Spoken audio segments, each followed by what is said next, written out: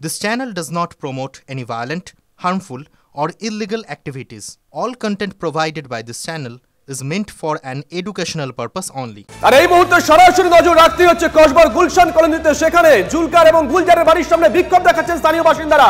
এই মুহূর্তে লাইভ ছবি দেখাবো আমরা। গুলশান কলোনিতে গুলজার এবং জুলকারের বাড়ির সামনে বিক্ষোভ দেখাচ্ছেন স্থানীয় বাসিন্দারা। কেন বিক্ষোভ দেখাচ্ছেন? সায়ন্ত রয়েছেন স্পট থেকে, আমাদের সহকর্মী Sayanta.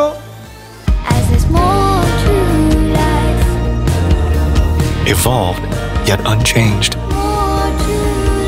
Merlin, more to life.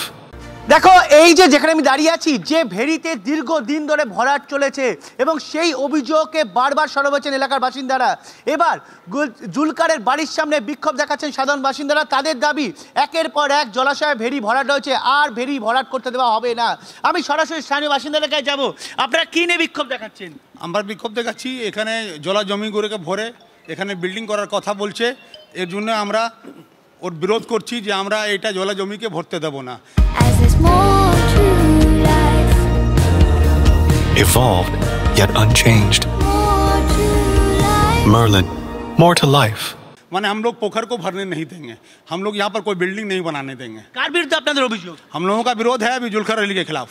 এটা কি দিনের পর দিন পুকুর ভরাট হয়েছে? ये 2009 साल से कर रहा है ये काम 2009 से 2012 किया। उसके बाद पब्लिक इस पर इसको विक्षोभ दिखा के पब्लिक इसको भगाया है। फिर आने के बाद फिर ये चालू किया है।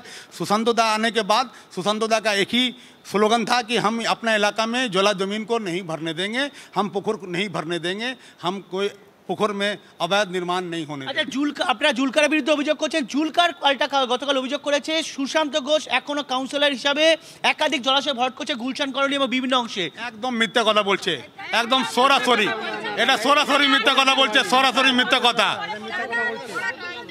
একদম সরাসরি। এখানে দাদা আসার পরে কোনো পুকুর ভরাটই হয়নি, কোনো পুকুর যতদিন জুলকার এখানে ছিল সব জুলকার করেছে। পুরো 2009 থেকে আমি নিজে ওর কাছে কাজ করেছিলাম। এই যে গুলজারের কথা বলা হচ্ছে, গুলজার কি জুলকারের লোকই ভরাট করতো? হ্যাঁ, ও কি কাজ করতে এর সঙ্গে? হ্যাঁ, জুলকারের সাথে মিলে আছে, ওর সঙ্গে মিলে এইসব করছে।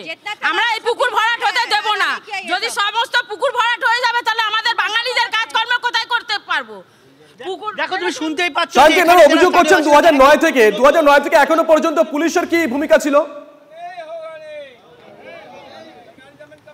একদম, আমি সেই প্রশ্নে চলে যাবো।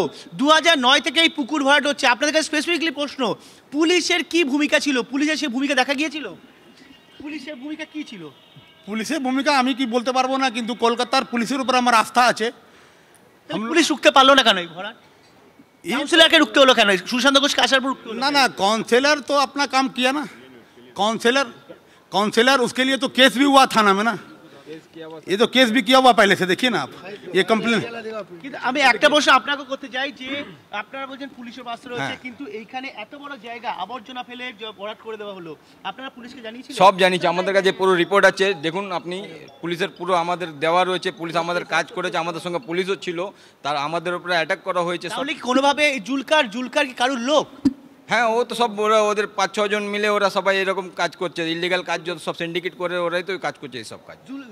জুলকারের মাথার উপর কোনো খুব পরিষ্কার এই জুলকার এবং তার বাহিনী, তারা দিনের পর দিন এই জমি ভরাট করতে এবং সেটাই নাকি রুখেছিলেন সুশান্ত বাবুর মতন মানুষ, আর তাই তার উপরে হামলা করা হচ্ছে। আজকেও সেই একই অভিযোগ করলেন স্থানীয় বাসিন্দারা। সৌগত রায়, তার সঙ্গে আমরা কথা বলেছিলাম গোটা কসবা কাণ্ডকে কেন্দ্র করে। কি বলেছেন তিনি শুনুন। সুশান্তকে অনেক দিন থেকে চিনি। ওই 21শে জুলাই 93-তে গুলি খেয়ে 4 মাস হাসপাতালে ছিল।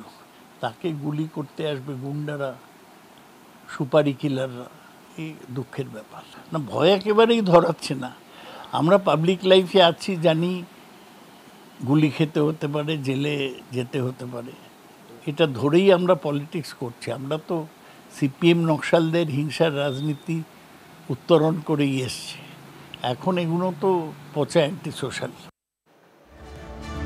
এদিকে সুশান্ত ঘোষের ওপর আক্রমণের ঘটনায় সময় যত গড়াচ্ছে বিভিন্ন তথ্য আমাদের সামনে উঠে আসছে। এই তথ্য উঠে এসেছে যে স্কুটারে করে গিয়ে হামলা চালানো হয়েছিল তার নাম্বার প্লেট নাকি বদলে ফেলা হয়। কিছুদিন আগে পুরনো স্কুটারটি কেনে গুলজার। আর কি কি তথ্য উঠে আসছে জানতে চলে যাব আমাদের প্রতিনিধি সুপ্রিয়র কাছে। সুপ্রিয়, ভয়ঙ্কর সব তথ্য সামনে আসছে। স্কুটার কেনা হয়েছিল কিছুদিন আগে, হয়তোবা এই কারণেই কেনা এবং নাম্বার প্লেট বদলানো, সব মিলিয়ে আর কি কি তথ্য আসছে উঠে? চয়নিকা, দেখো, যে স্কুটারে চেপে যুবরাজ এসে ঠিক এই যে সুশান্ত ঘোষের বাড়ির সামনে নামার পর সুশান্ত ঘোষকে লক্ষ্য করে গুলি চালানোর চেষ্টা করেছিল, সেই যুবরাজকে এখানকার যারা বাসিন্দারা রয়েছেন বা সুশান্ত ঘোষের পরিচিতরা ধরে ফেললেও স্কুটার চালক স্কুটার নিয়ে কিন্তু পালিয়ে যায়। আর সেই কারণেই যেটা মনে করা হচ্ছে, যাতে স্কুটারের নাম্বারটা কোনোভাবে শনাক্ত করা না যায় বা আইডেন্টিফাই করতে না পারে কেউ বা পুলিশ, সেই কারণে স্কুটারের নাম্বার বদল করে দেওয়া হয়েছিল। এবং পুলিশ যখন এই নাম্বার ধরে তদন্ত করতে যায় তখন দেখে যে এই নাম্বারটি একটি ভুয়ো নাম্বার। এবং পরবর্তীতে এই যে গুলজার, যাকে ইতিমধ্যেই পুলিশ হেফাজতে নিয়েছে বা লালবাজারের গোয়েন্দারা জিজ্ঞাসাবাদ করে জানতে পেরেছেন বেশ কয়েক মাস আগেই এই স্কুটারটিকে টাকা দিয়ে অন্য একজনের কাছ থেকে কিনেছিলেন গুলজার, এবং সেই স্কুটার কেনার পরে সেই স্কুটারটিকে কিন্তু ব্যবহার করা হয়েছিল এই হামলার কাজে। এবং সেক্ষেত্রে তদন্তকারীরা যেটা মনে করছেন, কোনোভাবে যাতে স্কুটারটি আইডেন্টিফাই না হয় বা স্কুটারকে চালাচ্ছিল সেটা যাতে চিহ্নিত না হয়, সেই কারণেই স্কুটারের নম্বর, আজ অরিজিনাল যে নাম্বার সেই নম্বরটি পাল্টে ফেলে একটি ভুয়ো নাম্বার ব্যবহার করা হয়েছিল। আর সেই ভুয়ো নাম্বার থাকার দরুন কিন্তু স্কুটার আইডেন্টিফাই করতে তদন্তকারীদের বেশ খানিকটা সময় লেগে যায়, এবং গুলজার হেফাজতে আসার পরেই কিন্তু এই তথ্য সামনে উঠে এসছে। একদমই তুমি সঙ্গে থাকো, আপনাদের আরো একটা তথ্য দিতে চাইবো যে এই রাজ্যে যত দুষ্কৃতি কার্যকলাপ ঘটছে সব ক্ষেত্রেই কিন্তু সেই বিহার যোগ চলে আসছে। কসবা ক্ষেত্রেও কিন্তু তার অন্যথা হয়নি এবং সেখানে পাপ্পু গ্যাংয়ের নাম জড়িয়েছে। আমরা আরো একবার চলে যাব আমাদের প্রতিনিধি সুপ্রিয়র কাছে। সুপ্রিয়, এই পাপ্পু গ্যাং, এদের কি ব্যাকগ্রাউন্ড, এরা কিভাবে অপারেট করে? দেখো, পাপ্পু চৌধুরী গ্যাং হচ্ছে বিহারের একটি কুখ্যাত দুষ্কৃতী, এবং সে কিন্তু এ ধরনের নানা রকম অসামাজিক কার্যকলাপের সঙ্গে যুক্ত এবং যথেষ্ট পরিচিত এই পাপ্পু চৌধুরী গ্যাং। এবার কিন্তু বিহারের যোগ এই কসবা কাণ্ডের সঙ্গে আরও বড় রকমভাবে জড়িয়ে গেল, তা বলার অপেক্ষা রাখে না। তার কারণ ইতিপূর্বে ইকবালের নাম সামনে এসেছিল, বিহারের একজন কুখ্যাত দুষ্কৃতী, আর সেই ইকবাল এই গুলজারকে সে আগ্নেয়াস্ত্র দিয়ে সাহায্য করেছিল টাকার বিনিময়ে। আর এই যে পাপ্পুর নাম সামনে আসছে, পাপ্পু চৌধুরী গ্যাং, এই বিহার থেকে 4 জনের তথ্য এখনও কিন্তু পাওয়া যাচ্ছে এই কসবা কাণ্ডের সঙ্গে যুক্ত থাকার, এবং সেই 4 জনের মধ্যে এমন 2 জন রয়েছেন যারা এই পাপ্পু চৌধুরীর গ্যাংয়ের সদস্য।